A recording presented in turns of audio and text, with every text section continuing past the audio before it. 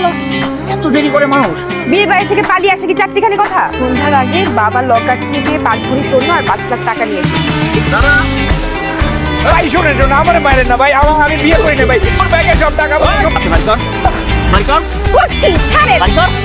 কানে কানে নাই দে দে দে দে দে। তুই এখানে এনে বের হইছিস? তোরা যেতে কইছি, আরে যা। কোথায় যাব? বাড়ি থেকে ফেসবুক প্রেমিকের জন্য পালালাম।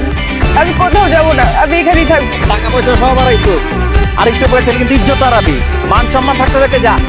আপনারা মানা করছি না এনে বসে রাখতে, ঝামেলা হবে বলছি না। কই যাব? যান নামে যান।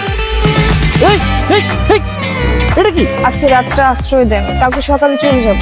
কত যে আশা করছিলাম ভাই, আপনি সব দুনিশ্চাত করা রিজন ভাই, সব। তবে ভাই ভাবি কিন্তু মাশাআল্লাহ আপনাকে জোড়ি হ্যাপি মানাইছে।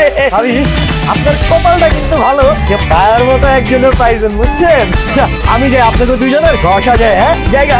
এই যে শুনছেন, এত বেলা করে কেউ ঘুমায়?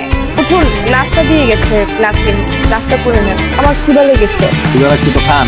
কিভাবে খাবো? আপনি খাবেন? দেয়াল টপকাতে গিয়ে হাতে ব্যথা পেয়েছি, খেতে পারবো না।